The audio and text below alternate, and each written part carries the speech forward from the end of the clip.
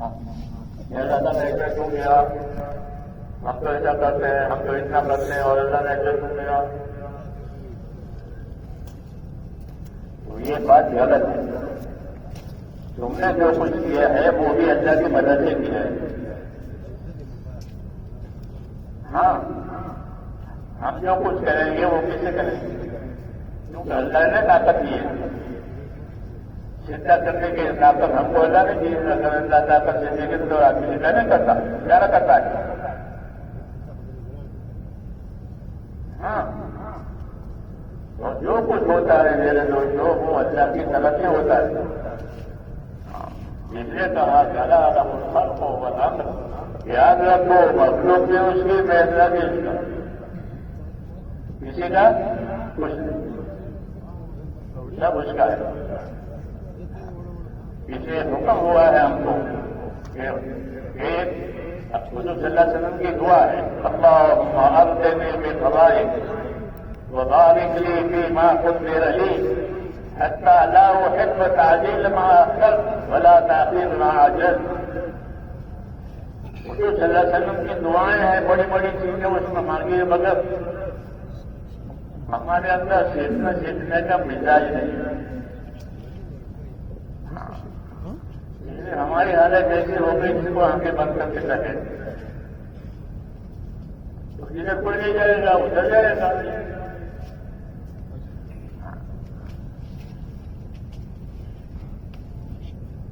اس لیے مشرب جو ہے جو ہمیں بھاری پڑتا ہے وہ بھی سوچ سے پڑتا ہے، ورنہ ہمیں رسول اللہ صلی اللہ علیہ وسلم وہ ہمارے لیے بھیجا ہے، خاص طور سے مسلمانوں کے لیے، عام طور سے سب کے لیے، رحمت للعالمین سب کے لیے، اور خاص طور سے مسلمانوں کے لیے. لقد من اللہ علی المؤمنین اذ بعث فیہم رسولا. اللہ نے ایمان والوں پر احسان کیا ہے. تو اللہ تعالیٰ کے بہت احسانات ہیں. اس احسان کو خصوصی طور پر بتایا کہ اللہ نے مسلمانوں پر احسان کیا ہے. کیا احسان کیا؟ کہ ان کے واسطے اللہ نے محمد صلی اللہ علیہ وسلم کو بھیجا. یہ خاص احسان ہے. کیوں کہ یہ لوگ وہ ہیں جو محمد صلی اللہ علیہ وسلم سے فائدہ اٹھائیں گے ایمان کی وجہ سے. دوسروں کو ایمان نہیں ہے وہ فائدہ نہیں اٹھائیں گے. وہ کہتے ہیں تم رسول اللہ ہو، تم پاگل ہو، تم دیوانے ہو، تم جادوگر ہو، کہتے ہیں نا. تو اس سے ان کو نفع نہیں ہوگا. کیوں کہ انہوں نے ان کے رسول ہونے کا انکار کیا اور انہوں نے ان کے رسول ہونے کا اقرار کیا، ان پر ایمان لائے. اس لیے حضور صلی اللہ علیہ وسلم پر ایمان لانا کے لیے رہبری ہے. کیا رہبری ہے؟ کہ اپنا تعلق اللہ تعالیٰ سے نہیں کرے. یہ سب کہتے ہیں آپ کی دعوت ہے کہ اپنے پروردگار سے اپنا تعلق نہیں کرو. جب آپ صلی اللہ علیہ وسلم کی مدینہ منورہ میں ہجرت ہوئی تو آپ نے وہاں والوں کو ایک سبق دیا.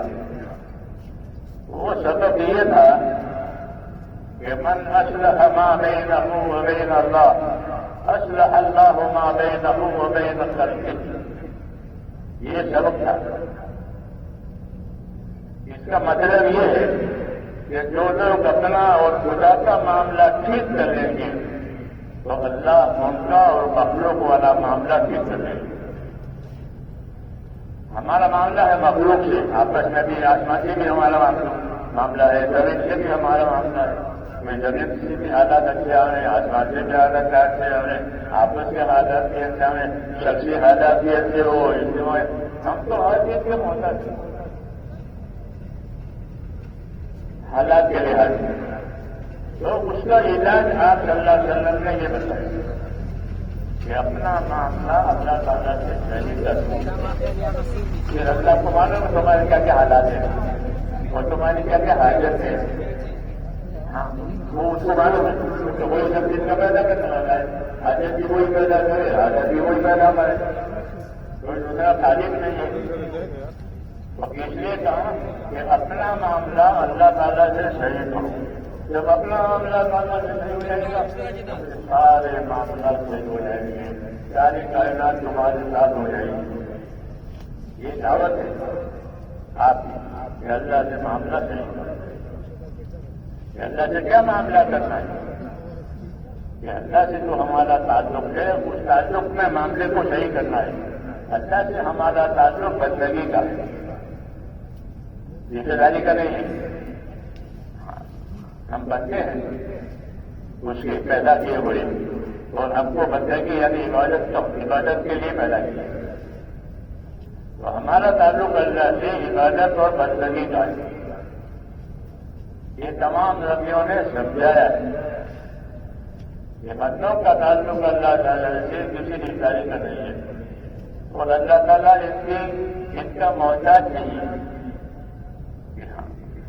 کہ اللہ کو مانیں گے تو اللہ تعالیٰ رہے گا, نہیں تو ایسا نہیں. یہ سب کے بغیر اللہ اللہ ہے. ہاں, ان کو اللہ تعالیٰ نے کچھ ذمہ داریاں دی ہیں اپنی بندگی کی, اپنی عبادت کی. ان ذمہ داریوں پر قائم رہنا ہے. جب وہ ان ذمہ داریوں پر قائم رہیں گے تو پھر اللہ تعالیٰ جو ہے اپنے مدد کے ساتھ, اپنے قدرت کے ساتھ, ان کے ساتھ, وہی اپنے ذمہ داریوں پر قائم نہیں رہیں گے تو پھر اللہ کی مدد ان کے ساتھ نہیں ہے. پال لیں گے کسی اور بکروں کو پالتے ہیں, کھانا دیں گے, پینا دیں گے, روزی دیں گے, اور بکروں کو دیں گے. اس لیے نبیوں کی دعوت ہوتی ہے کہ اپنا تعلق اللہ تعالیٰ سے صحیح کرو, اور وہ بندگی اور عبادت کا تعلق ہے. کہ ان کو صحیح کرو. جتنی عبادت اور بندگی کا تعلق صحیح ہوگا کہ اس لیے وہاں سے خیر آئے گی. اور کوئی راستہ اللہ سے لینے کا نہیں ہے. ایاک نعبد و ایاک نستعین روز پڑھتے ہیں. ایاک نعبد و ایاک نستعین, تیری ہی عبادت کریں گے, تجھی سے مدد لیں گے. یہ بتائیں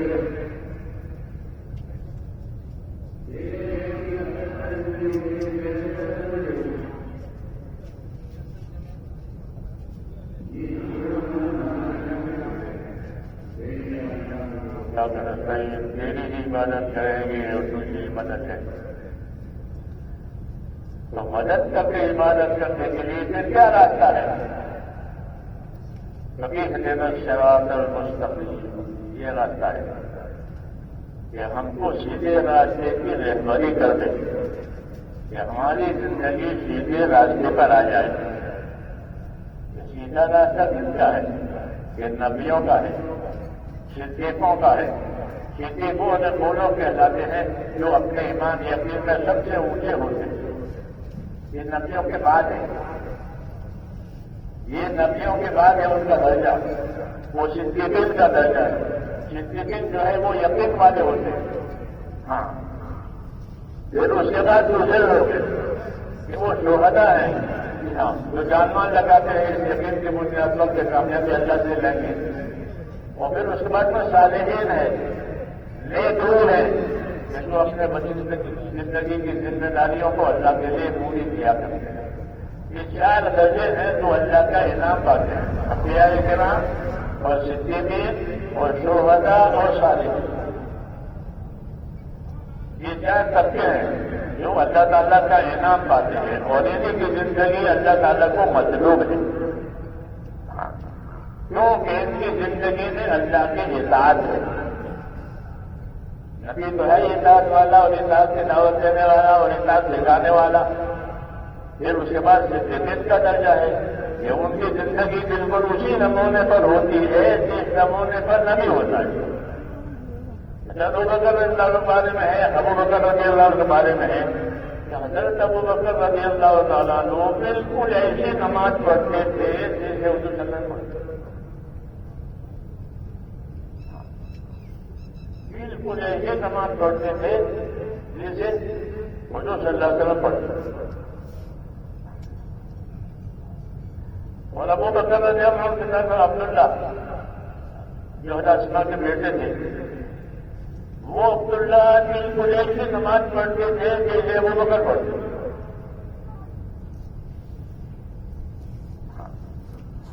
یہ مثال ہے نمونے استقامت کے، پابندی کے، تابع داری کے. اس طرح ہر صحابی کہ وہ اپنی جگہ پر اسی نقش قدم پر ہے جس نقش قدم پر ان کو رسول صلی اللہ علیہ وسلم نے رکھا ہے اور ان کو رہبری کی ہے، اور یہی اصل زندگی. رسول صلی اللہ علیہ وسلم جو چیزیں لائے ہیں وہ ہمارے لیے لائے ہیں، ہم اس کے پابند بنے. یہ دعوت ہے کہ ہم اور آپ اپنے نبی کے نقش قدم پر چلیں اور ہم اپنے آپ کو اس کا پابند بنائیں، اس کو سیکھیں اور اس کو سمجھیں، سمجھ کر کے سیکھ کر کے پھر اپنے آپ کو اس کا پابند کریں. تو ایک ذمہ داری ہمارے اوپر استقامت اور پابندی کی ہے کہ اپنے آپ کو پابند کرو. اپنے آپ کو پابند آدمی نہیں کرے گا تو وہ اپنے نفس میں یا دوسرے فتنوں میں پڑے گا. اس لیے حکم ہے، حکم آپ نبی کو بھی حکم ہے کہ نبی جو اوپر سے حکم آوے آپ اس کے پابند رکھیں. یہ نبی کو حکم ہوا فاستقم کما امرت، جو حکم آپ کو دیا جائے اوپر سے آپ اس کے پابند رکھیں.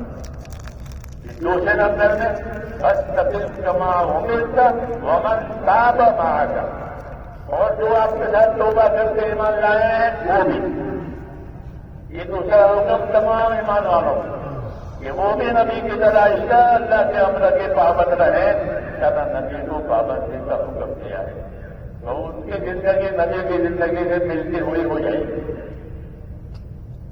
اور یہ اصل کام ہے. تبلیغ بھی کھیلنے کے لیے نہیں ہے فقط، نقل و حرکت کے لیے نہیں فقط، بلکہ تبلیغ اور یہ موجودہ محنت جو ہے وہ اصل اتباع کے لیے ہے. مولانا ارشد انڈیا صاحب کے ارشادات لوگ کرتے نہیں، اس کو بڑی شکایت ہے. فرقے ہو گئے لیکن ان کا منشا نہیں سمجھتے کہ ان کا کیا منشا ہے.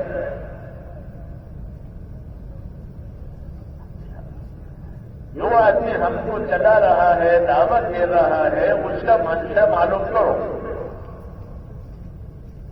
منشا معلوم کرو گے تو اس کی بولا تھوڑی ہو جائے گی کہ میں نے ان کو اس راستے میں لگایا تھا اور یہ چل.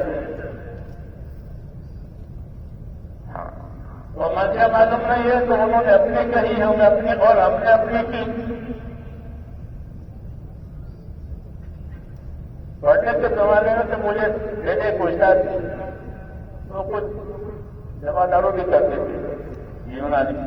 تو مجھے کہا کہ تم شام کو تفریح کے لیے ہو، ندی کے کنارے پر جاتے ہو. رانی میں بہت ہمارا ندی ہے، اس کنارے پر آپ لوگ جاتے ہیں. ہاں میں کے جاتا ہوں. دیکھو وہاں ایک پودا ہے اور مجھے پودا کے نشانے بتائیے، وہ پودا لانا ہے. یہ انہوں نے ذکر کیا. گیا ان کا اکیلا ہے تو مجھے انہوں نے کہا تم نے میرا کام تو کیا. کیوں؟ یہ پودا لانا تھا جڑوں کے ساتھ، تم نے جڑواں چھوڑ دی. وہ بچہ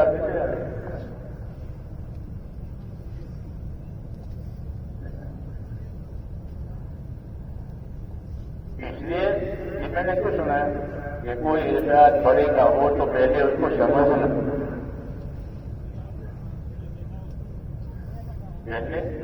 مجھ کو سمجھ ہے کیونکہ اللہ نے ہم کو سمجھ دے کر کے مخاطب کیا ہے.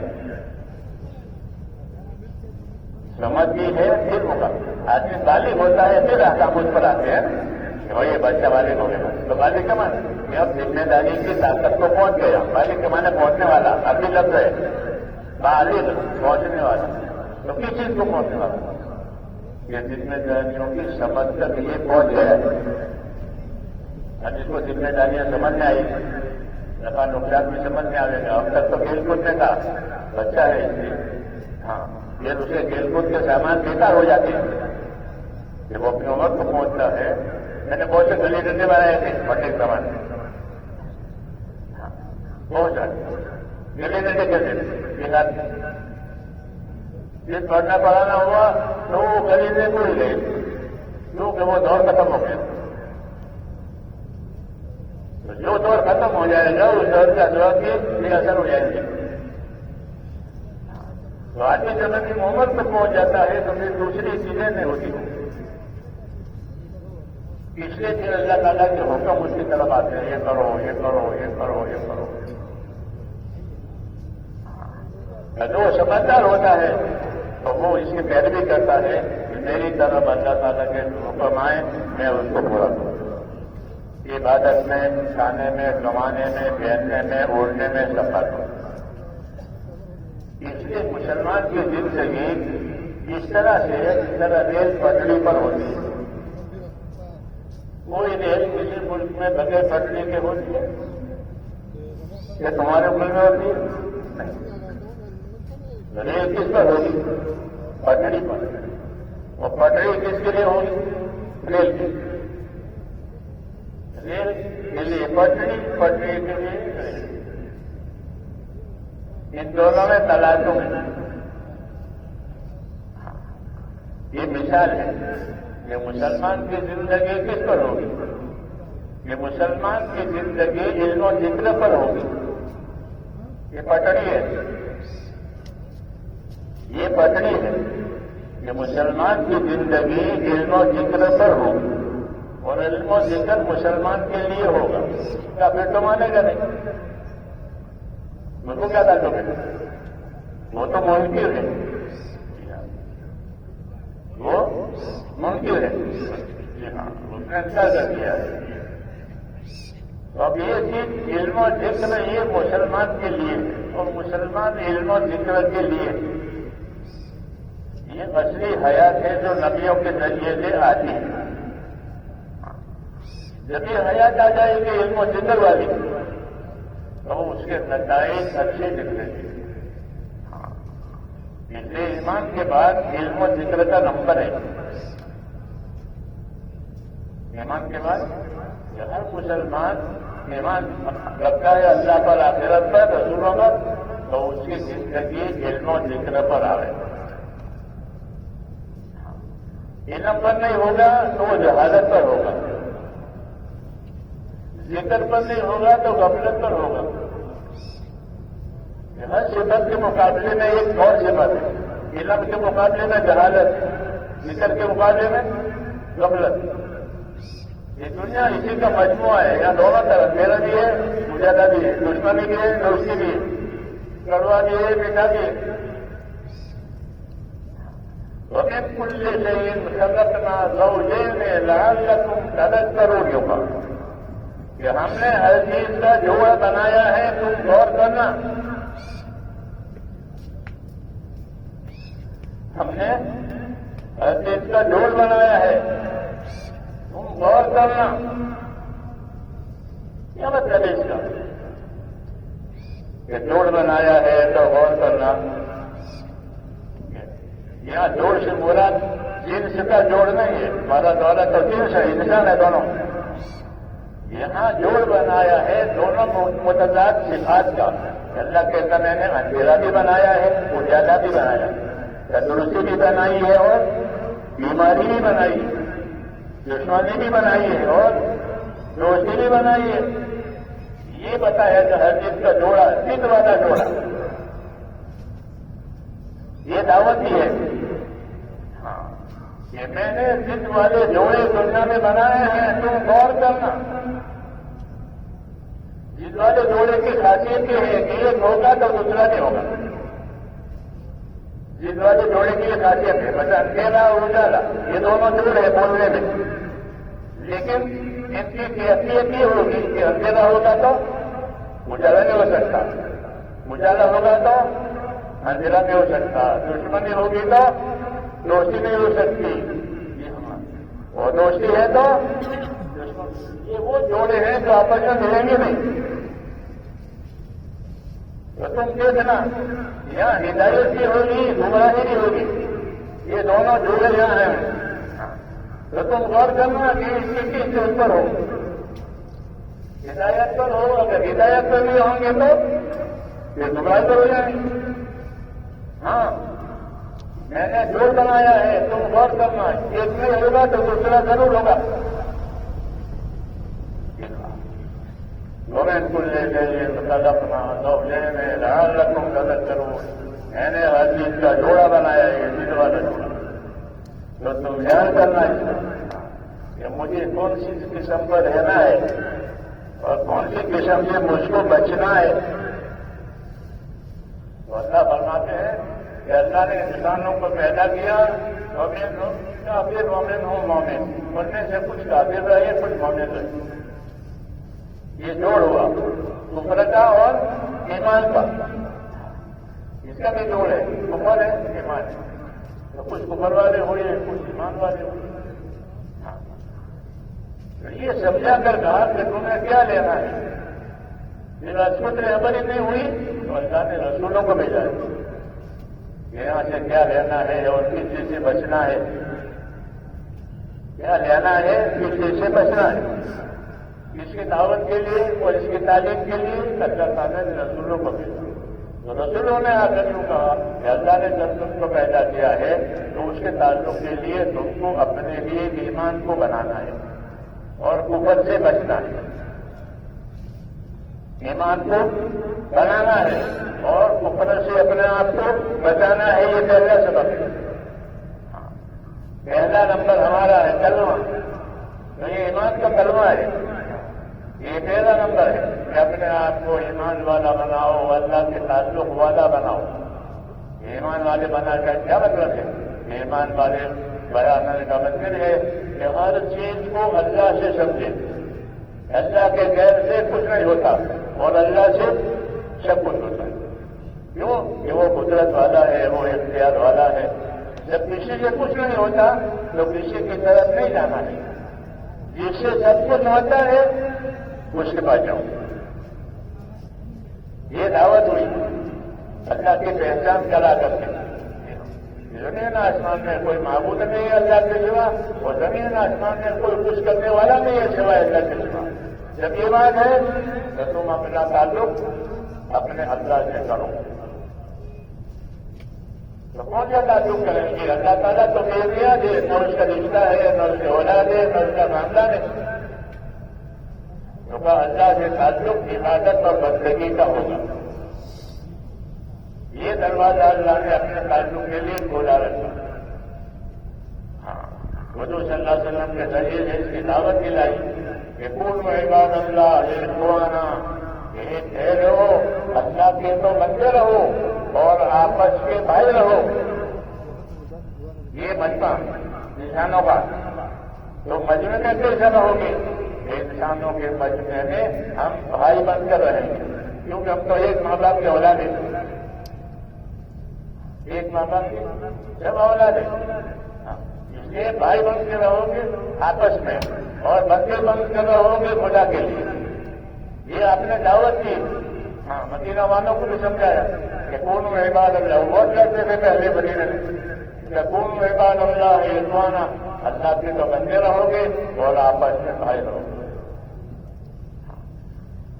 بندے ہونے کا کیا مطلب ہے کہ اللہ کی جان اور اس صفات پر ایمان لاؤ. جیسے اللہ کے نشان صفات کے ساتھ ہے اس طرح اس کو مانو.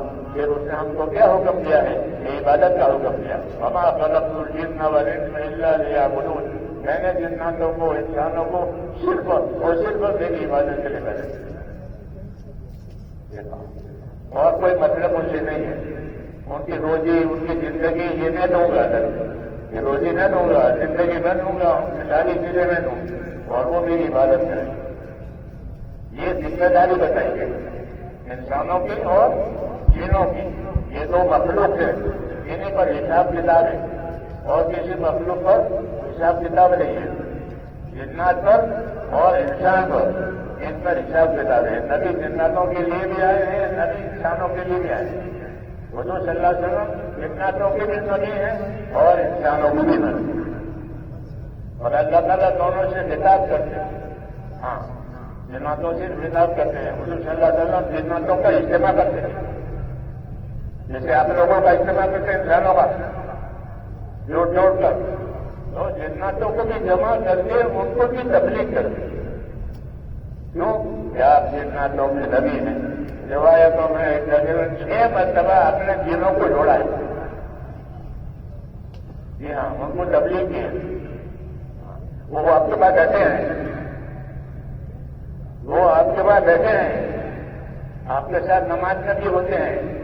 اس لیے ہمارا نمازی جب سلام پھیرے تو السلام علیکم ورحمۃ اللہ، تو کس کو سلام کر رہے ہو؟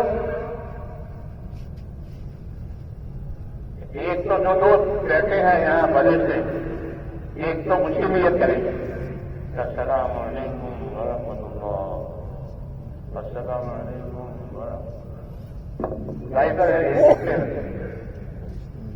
اور کس کی نیت کرو گے؟ یہ تمہارے بھائی دائیں بائیں بیٹھے ہیں، ان کی نیت کرو گے. امام سامنے ہے تو امام کی بھی نیت کرو دونوں وقت، کیونکہ امام مہاجر کو جام ہے. سلام کی نیت،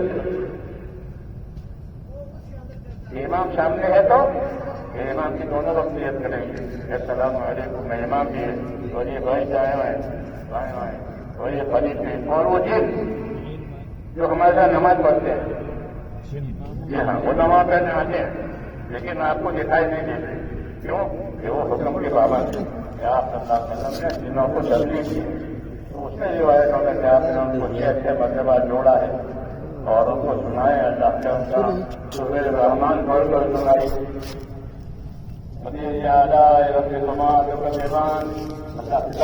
جناتوں کو انسانوں کو کئی انسانوں اور جناتوں کو تم اللہ کی کون کون سی نعمتوں کو جھٹلاؤ گے؟ یہ نعمت ہے، یہ نعمت. تو جنات جواب دیتے تھے اس کا. جب حضور صلی اللہ علیہ وسلم سورت پڑھتے تھے اے جنوں انسانوں کی نماز، تم اللہ کی کون سی نعمت کو جھٹلاؤ گے؟ تو جن کہتے تھے کہ لا نکذب بنعمتک یا رب. ہاں، اے اللہ ہم تیری کسی بھی نعمت کو بھی جھٹلا نہیں سکتے. آپ کا شکریہ ہے، آپ کی تعریف ہے. یہ جن کہتے تھے. جب حضور نے ان کو رحمان سنائی، پھر آپ کے صحابہ سے کہا کہ میں نے جناتوں کو سورہ رحمان سنائی تو وہ یہ جواب دیتے. تم لوگ جواب نہیں دیتے، وہ جواب دیتے. کون سی نمبر کو جھٹلاؤ گے؟ کسی نمبر کو نہیں جھٹلائیں گے. میرے کہنے میں حضور صلی اللہ علیہ وسلم جنوں کی بھی نبی ہے اور انسانوں کی بھی نبی ہے. ہاں، کہ آپ کی رہبری جناتوں کے لیے بھی ہے، انسانوں کے لیے. اور آپ کی رہبری کس چیز کی ہے؟ کہ آپ کی رہبری ایمان اور اعمال کی. ایمان، اعمال، اخلاق، یہ 3 چیزیں کی رہبری ہوتی ہے.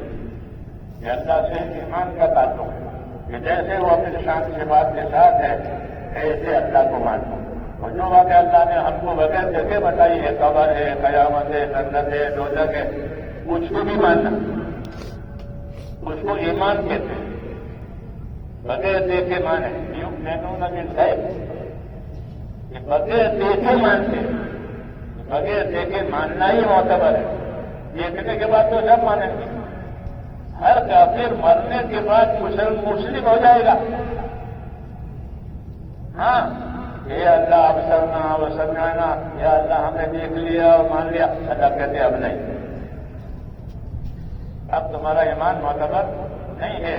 ہاں، یہ ایمان امتحان کی جگہ میں معتبر تھا. یہ آخرت امتحان کی جگہ نہیں ہے، یہ تو نتیجے کی جگہ ہے. آخرت کس کی جگہ ہے؟ نتیجے کی جگہ. کہ ہر آدمی آخرت میں اپنا نتیجہ پائے گا. وَوَجَدُوا مَا عَمِلُوا حَاضِرًا، جو عمل کیے تھے اس کے نتیجے لوگوں نے حاصل پائے. نماز والوں نے نماز کا نتیجہ پایا کہ ہم نے نماز پڑھی تھی تو نماز آ گئی وہاں اس شکل میں کہ نور کی شکل میں. نماز نور کی شکل میں الصلاۃ نور نہیں میں کہ نماز نور ہے. تو اس کی نورانیت مرنے کے بعد جائے گی کہ نماز نور بن کر قیامت کو قبر میں آ گئی. روزہ ڈال بن کر آئے گا. بس سے یا موجود روزہ ڈال بنے گا کہ عذاب نہ آ رہے. جی ہاں، اس طرح اس کا صدقہ ٹھنڈک بن کر آئے گا قبر میں بھی اور قیامت میں. تفریح ہوگی قبر میں بھی اور قیامت میں بھی. جی ہاں، صحابہ نے کہا قبر میں جو تفریح ہوگی اس کا کیا علاج ہے؟ آپ نے فرمایا صدقہ کرنا. نیچے چلی جاتی ہے تو تبھی نہیں کچے مکانوں میں. کچے مکانوں میں جب نیچے چلی جاتی ہے تو بچے پریشان ہو جاتے ہیں. تبھی اس کی وجہ سے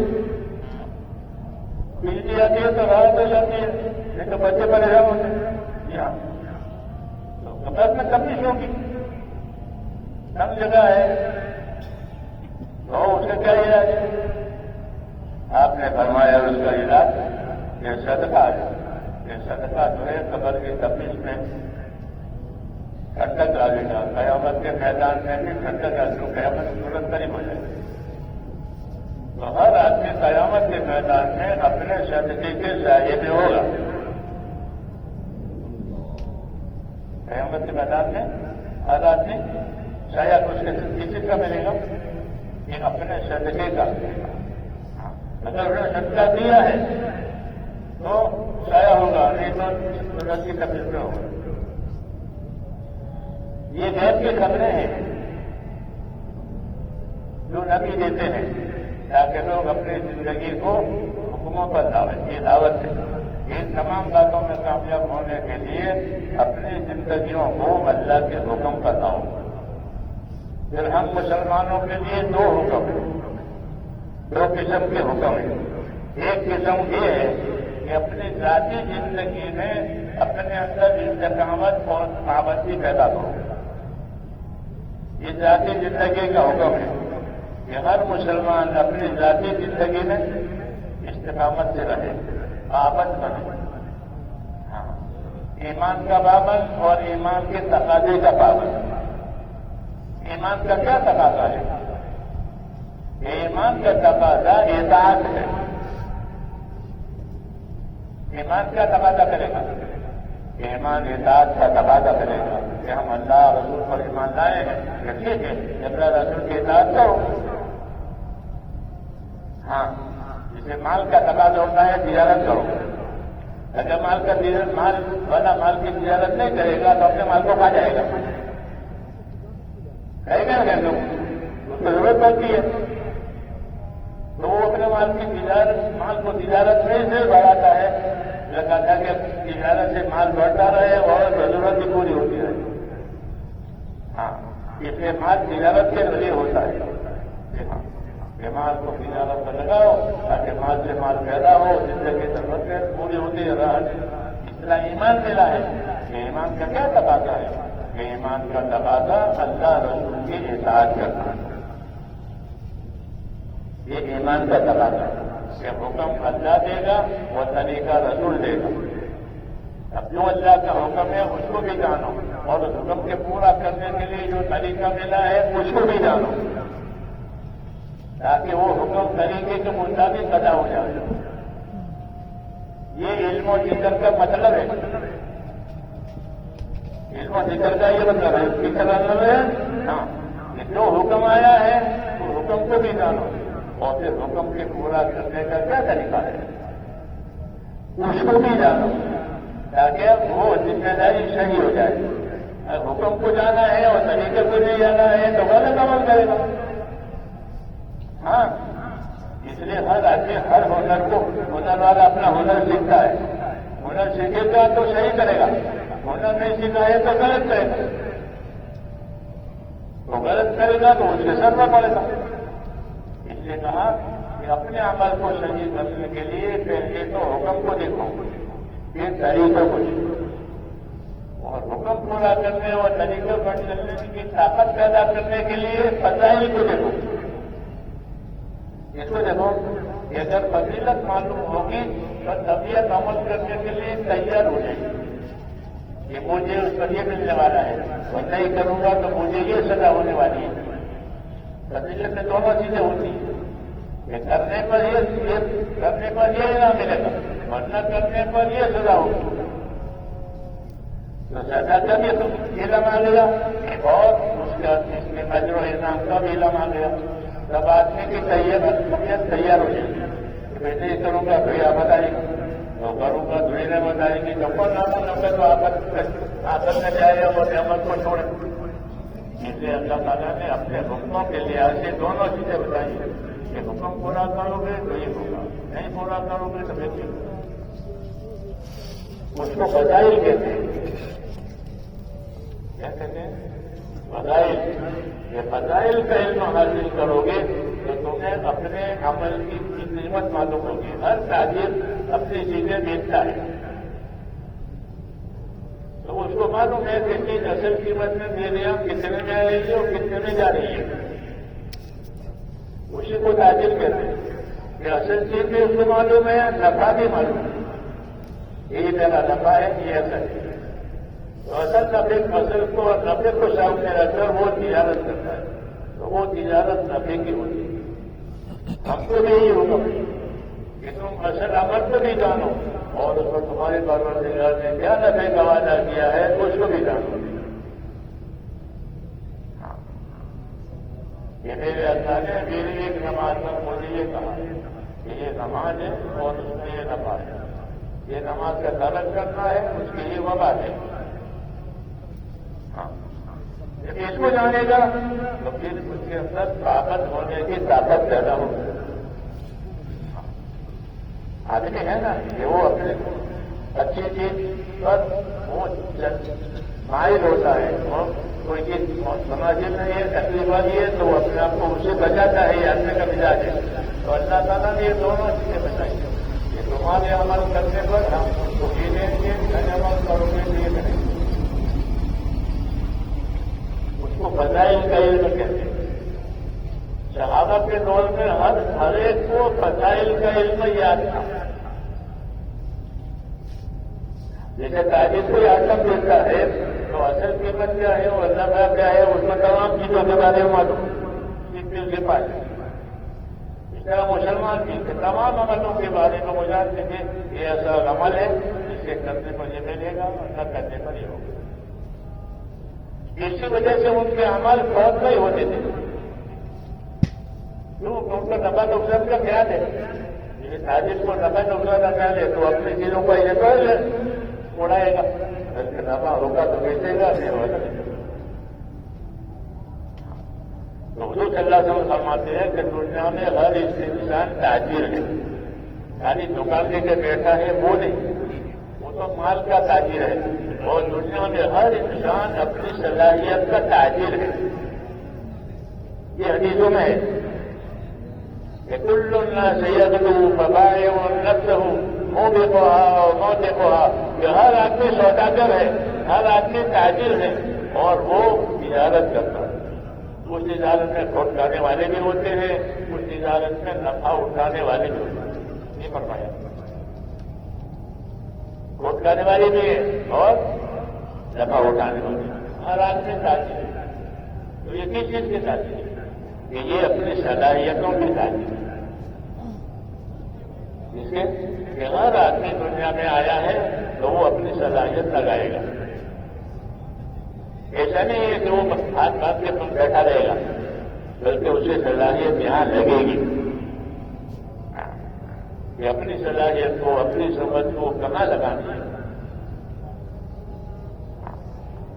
اس لیے نبیوں کو اللہ تعالیٰ نے دعوت دے کر بھیجا تاکہ صلاحیت والے اپنی صلاحیتوں کو صحیح لگائیں، اپنی صلاحیتوں کو برباد نہ کریں. صلاحیتوں کو برباد کرنا تو یہ سمجھے یہ ایسا ہے جیسے جاہلیت کے زمانے میں لڑکیوں کو زندہ دفنا دیتے، ان کا کوئی قصور نہیں ہے اور اس کو زندہ دفنا دیا. تو کہتے ہیں آدمی اپنی صلاحیت کو برباد کرے وہ ایسے ہیں جیسے لڑکی کو زندہ دفنا ہے.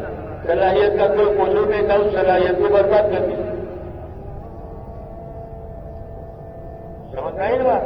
صلاحیت اللہ کی امانت ہے. کیا ہے؟ ہمارے پاس صلاحیتیں ہیں، آنکھوں کی صلاحیت، کانوں کی صلاحیت، دماغ کی صلاحیت، دل کی صلاحیت. یہ امانتیں ہیں اور یہ نعمتیں بھی. دونوں ہیں. یہ بطور نعمت کے بھی ہے اور بطور امانت کے بھی. یہ دیکھو یہ نعمتیں دے رہے ہیں اور یہ تمہارے پاس امانت ہے. اس امانت سے ہم تم سے ذمہ داریاں پوری کروانا چاہتے ہیں. دیکھو فوجوں کے جو ملازم ہیں ان کے پاس اچھے اچھے گھوڑے ہوتے ہیں تو شکار کرنے کے وہ گھوڑے شکار کرنے کے یہ بیٹھو ہوا کا ہو شکار ہو تو شکار کرو. یہ نا فوج کی چیز فوج کے کام کے لیے سرکاری کام کے لیے ان کے گھوڑے سرکاری کام کے لیے ان کی گاڑیاں سرکاری کام کے لیے ان کی ہر چیز سرکاری کام کے لیے. دوسری جگہ وہ اس چیز کو استعمال نہیں کرتے. لکڑی بھی ہے لکڑی بھی مجمع ہے کپڑے پہناؤ آپ کو لڑے گا نہیں تم لاٹھی لے جاؤ. تو وہ لاٹھی ان کے پاس امانت ہے. یہ کوئی کہ جاؤ لاٹھی مارے گا. تو کہتے فوج کی پولیس کی ہر چیز سرکاری ہوتی ہے. مسلمان کی ہر چیز سرکاری ہے. یعنی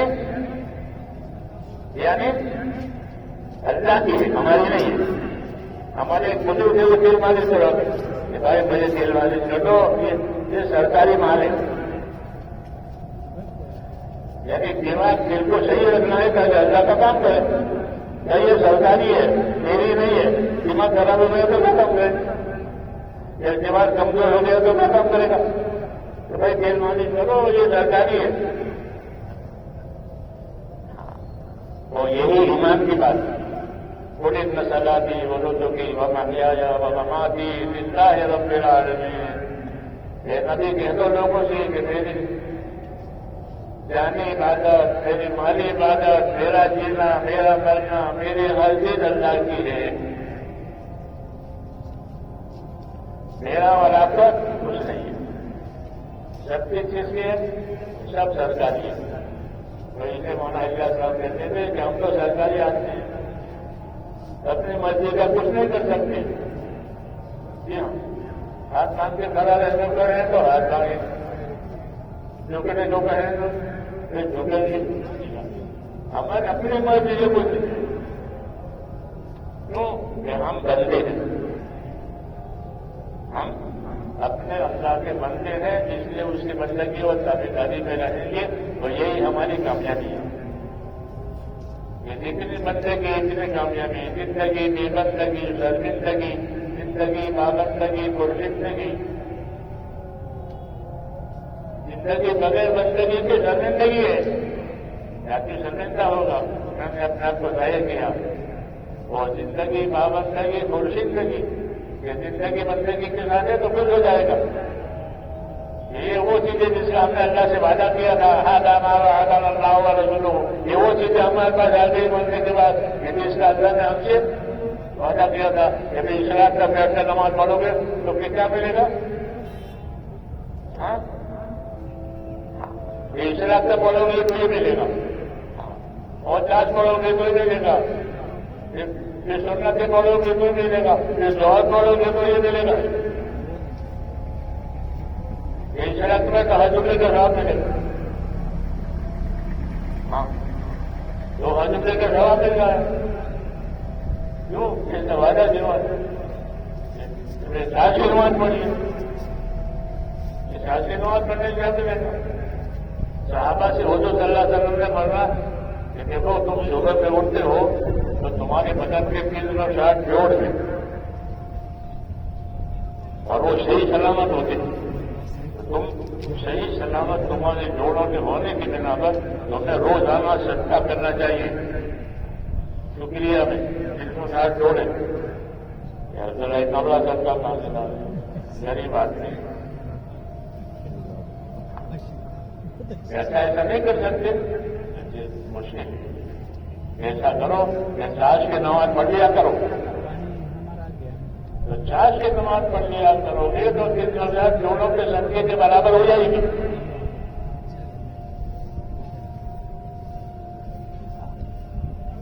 یہ کہا کہ چاش کی نماز پڑھو.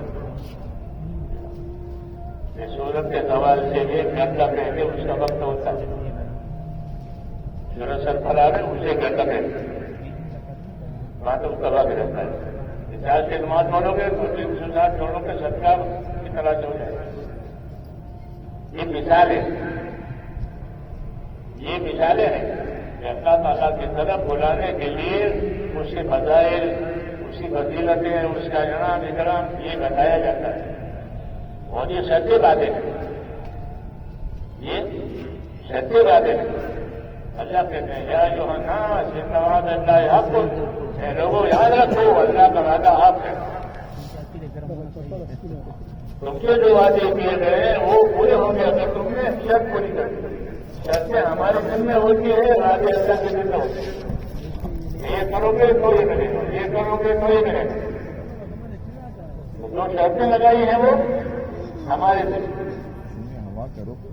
اور جو وعدے ہیں وہ شراب پڑھو گے، پڑھو گے 5 وقت کی نماز پڑھو گے تو 50 نمازیں تو ہے ہی. یہ 5 نمازیں پڑھو گے تو تمہیں پہلے 50 کی بات کی ہوئی تھی. ہاں تو وہ اللہ نے اس کو رد نہیں کیا ہے. ہاں یعنی میں نے 50 کی بات کی تھی، اب تم 50 کے لیے تیار نہ ہو تو خیر 5 پڑھو، لیکن بدلا میں 50 کا دوں گا. میں بات نہیں بدلتا. اللہ کہتے ہیں ما يبدل القول لدي وما انا بظلام للعبيد. میرے ہاں بات بدلتی نہیں ہے اور میں بندوں کو ظلم بھی نہیں کرتا.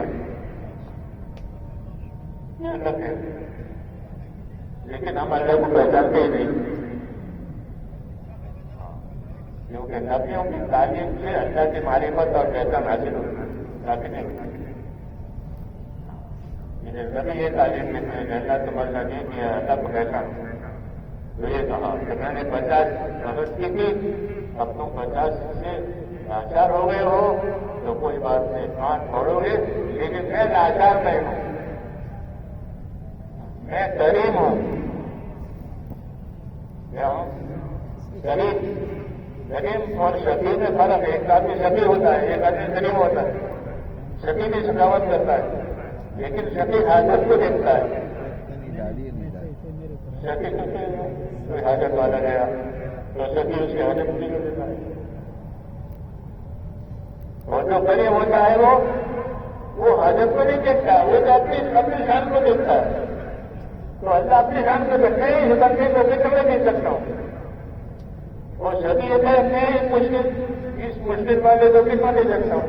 تو شفیع اپنے مال کو دیکھتا ہے اور اللہ اپنی شان کو دیکھتا ہے. اس لیے اللہ تعالیٰ بے حساب دیتے ہیں. کتنا دیتے ہیں؟ بے حساب. دوستوں کو بھی اور دشمنوں کو بھی. دوستوں کو بھی دیتے ہیں اور دشمنوں کو بھی. لیکن اس کو دسترخوان بنایا ہے. لیکن اس کو کیا بنایا؟ دسترخوان آؤ. زعفران بھی اگتا ہے، جو بھی پیدا ہوتے ہیں. ادنا اعلیٰ سب جو ادنا چیز وہ زعفران اعلیٰ چیز. تو زمین پہ دونوں تو زعفران بھی دیتے ہیں، جو بھی دیتے ہیں. ہاں جو کہ اللہ کے سارے خزانے دینے کے لیے مخلوق سے سمیٹنے کے لیے حکومتیں سمیٹتی ہیں. حکومتیں کیا کرتی ہیں؟ وہ سمیٹتی ہیں. لاؤ پیسے میں ہوتے ہیں. اور اللہ کہ اللہ تعالیٰ دیتے ہمارے یہاں سے لے جاؤ، اس سے اپنے خزانے کھولتے ہیں. اور دیتے رہتے ہیں، دیتے رہنا دشمن کو بھی اور دوست کو. یہ کرم کہلاتا ہے. کیا کہلاتا ہے؟ کرم. اللہ کے کرم کا یہ تقاضا ہے کہ وہ اپنی مخلوق کی پیدا کرے اور پھر وہ مخلوق کو پالے بھی. یہ کرم کا تقاضا. اس سے سارے مخلوق کرم کے نیچے. سارے مخلوق بڑے بڑے جانور ہیں، زندگی کتنی بڑی ہوتی ہے تو کون دیتا ہے؟ وہ کمزور مخلوق ہے، نہ ہاتھ ہے نہ پاؤں ہے چوٹی کے پاس اور سانپ کے پاس نہ سونچ ہے نہ پر ہے تو ان کو کون روزی دیتا ہوگا؟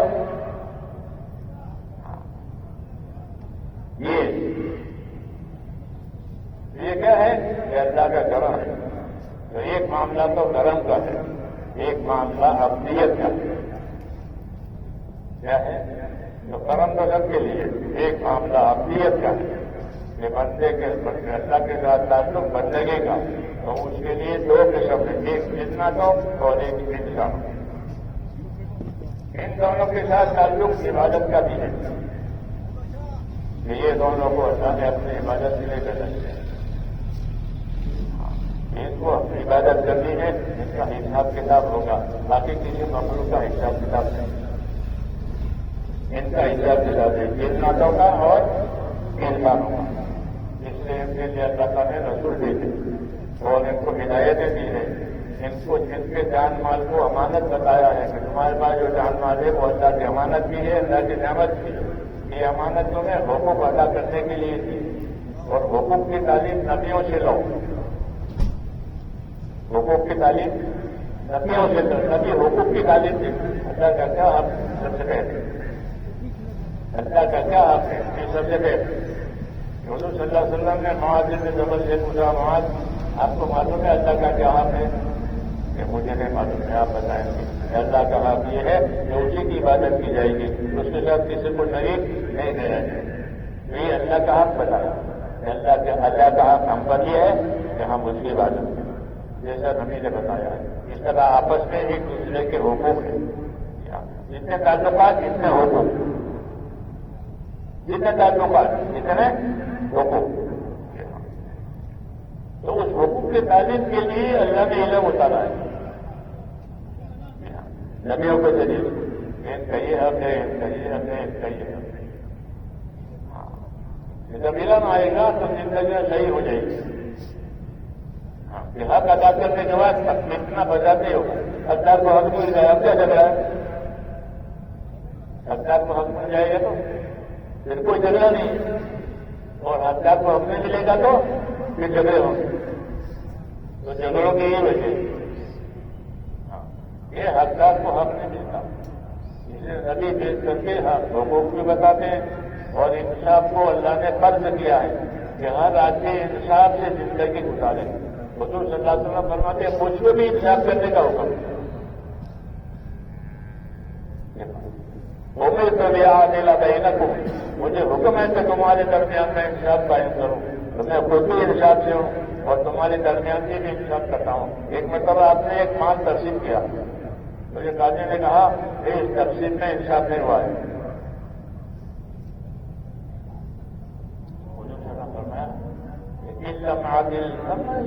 اللہ کے بندے اگر میں انصاف نہیں کر سکا تو دنیا میں انصاف کرے گا کون؟ کیونکہ میں تو اس کے لیے بھیجا نہیں ہوں کہ دنیا میں انصاف بھی زندہ ہو جائے، ایمان بھی زندہ ہو جائے. تو اگر میں نے انصاف نہیں کیا تو دنیا میں کرے گا کون؟ کیونکہ وہ آدمی منافق تھا تو اس نے یہ اعتراض کیا تھا کہ یہ تقسیم تو ہوئی ہے مگر اس میں انصاف نہیں ہوا ہے. تو یہ بات اسی غلط ہے. کیوں کہ آپ کو انصاف کا حکم دیا گیا کہ آپ انصاف سے رہو اور انصاف سے کھاؤ بندوں کے درمیان میں کہ وہ آپس میں انصاف سے زندگی گزارے. کہ معاملہ بندوں کا ہے تو انصاف اور احسان یہ دو بندوں کے درمیان ہے. معاملہ اللہ کا ہے تو ایمان اور اخلاص. معاملہ اللہ کا ہے تو ایمان لاؤ، اخلاص سے کام کرو تو اللہ کے ہاں چل جائے گی بات. اور معاملہ بندوں کا ہے تو کہ انصاف کرو، احسان کرو تو بندوں میں بات چل جائے گی. تو بندوں کے بارے میں ہمارے دین نے یہ حکم دیا ہے کہ انصاف اور احسان کرو. اتنا حق ہے وہ تو دینا ہی دینا ہے. اپنی زیادہ دو گے تو احسان کرو گے، لیکن تول کے دے اور نقطہ دے. تول کے دینا انصاف ہے، یہ واجب ہے. نقطہ دینا مستحب ہے. نقطہ دینا مستحب ضروری نہیں ہے، لیکن نقطہ دے گا تو احسان ہوگا. تو تول کے دے گا تو فرض ادا ہوگا کہ تول کے دینا فرض ہے، نقطہ دینا احسان ہے. تو بندوں کے ساتھ انصاف احسان اور اللہ کے ساتھ ایمان اخلاص یہ ہمارا معاملہ ہے. تو یہی تبلیغ ہے. تبلیغ جسموں کا نام نہیں ہے، بلکہ کس کا نام ہے کہ معاملہ اللہ کے ساتھ ہے تو ایمان و اخلاص کے ساتھ رہو، اللہ پر ایمان لاؤ اور جو کرو اللہ کی رضا کے لیے کرو، یہ اخلاص کہلاتا ہے۔ اللہ کے حکم کی وجہ سے کرو اور اللہ کو راضی کرنے کے لیے کرو، یہ معاملہ اللہ کے ساتھ ہے، ایمان اخلاص۔ اور معاملہ بندوں کا ہے تو انصاف احسان یہ معاملہ ہے ہمارے دین میں۔ چوتھا نمبر انصاف اور احسان کا ہے، یہ بندوں کا معاملہ ہے کہ بندوں کے آج انصاف سے رہو، جو اپنے لیے پسند کرو وہ دوسرے کے لیے پسند کرو، یہ انصاف ہے، یہ انصاف کہلاتا ہے۔ یہ تو مومن بنے گا جب جو اپنے لیے پسند کرے وہی دوسرے کے لیے پسند کرے، جو اپنے لیے ناپسند ہے وہی دوسرے کے ناپسند ہے۔ اگر یہ کیفیت کے اندر پیدا ہوئی تو تم مومن ہے، یہ انصاف کی بات ہے۔ گالی کھانا پسند کرتے ہو؟ کوئی گالی کھانا پسند کرتا ہے؟ یہ گالی کھانا کوئی پسند نہیں کرتا، وہ کوئی دعا دے تو خوش ہو جاتا، گالی دے تو ناراض ہو جاتا، وہ دعا دے تو خوش ہو جاتا، اللہ کا بھلا کرے اللہ کو جزائے خیر دے تو خوش ہو جاتا، وہ گالی دے تو یہ ناراض ہو جاتا، وہ چیز کرنے کی نہیں، یہ کرنے کی نہیں۔ تو اس لیے انصاف سے رہو کہ جو اپنے لیے پسند کرو وہ دوسروں کے لیے پسند کرو، جو اپنے ناپسند کرو وہ دوسروں کے ناپسند کرو، اس سے تعلقات صحیح ہوتے ہیں۔ وہ تعلقات میں صحیح ہونا ضروری ہے تبلیغ کے لیے۔ تعلقات خراب ہو گئے تو تبلیغ سب سے پہلے بند ہو جائے گی۔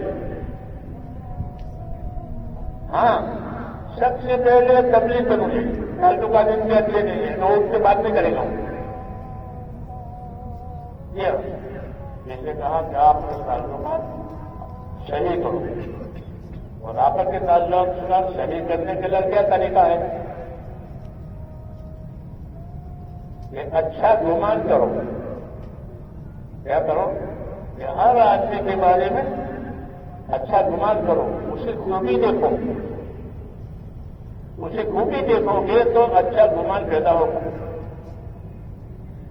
مولانا ایسا یہ کہتے ہیں کہ ہماری دعوت میں خوبیوں کا لین دین ہے۔ جس کا لین دین خوبیوں کا، جس علاقے میں جاؤ اس علاقے والوں کی خوبی دیکھو، جن لوگوں سے تمہارا معاملہ پڑے تو اس کی خوبی دیکھو۔ میوات والوں سے فرما دے تمہارا کا کوئی خوبی ہے، کیونکہ معاملہ پہلے انہیں سے پڑا تھا کہ تمہارے اندر دو خوبی ہے، ایک زباکشی دوسرے سادگی۔ ایک زباکشی محنتی لوگ ہیں، 4 مہینے پیدل چلتے ہیں۔